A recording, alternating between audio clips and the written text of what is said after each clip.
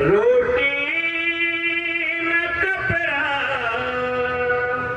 न रहे के मकान बा, ई कैसन सुंदर हमार हिंदुस्तान बा, ई कैसन सुंदर। रोटी न कपड़ा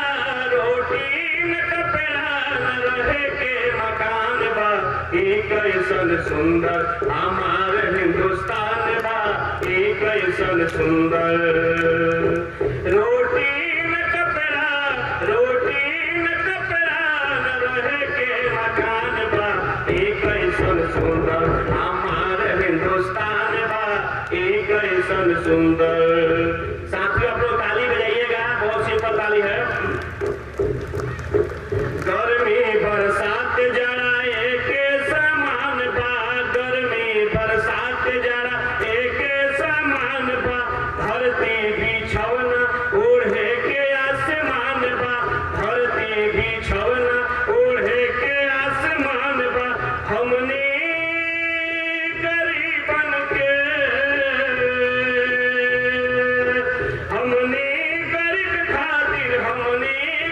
इह संविधान बा, ई कैसन सुंदर हमार हिंदुस्तान बा, ई कैसन सुंदर। महल गुलजार कहीं झोपड़ी अन्हार बा, महल गुलजार कहीं झोपड़ी अन्हार बा, वस्त्र बेसुमार कोई लंगटे उघार बा, वस्त्र बेसुमार कोई लंगटे उघार बा। आज असली आजादी के हो, आज असली आजादी के इह पहचान बा, ई कैसन सुंदर हमार हिंदुस्तान बा, ई कैसन सुंदर। हो कहीं अन्न बाटे शरत, कहीं लोग भूखे मरत, हो कहीं अन्न बाटे शरत, लोग बाटे भूखे मरत। कोई लुट लुट के धरत जेब जनता के कतरा, इह कैसन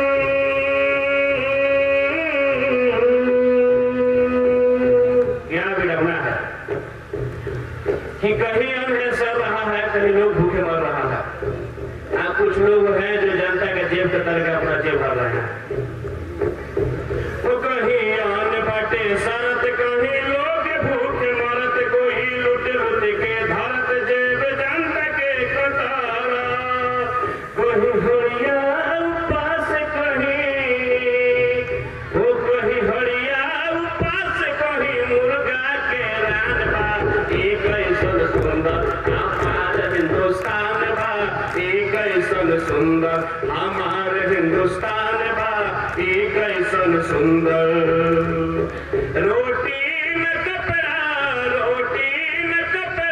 न रहे के मकान बा, ई कैसन सुंदर हमार हिंदुस्तान बा, ई कैसन सुंदर।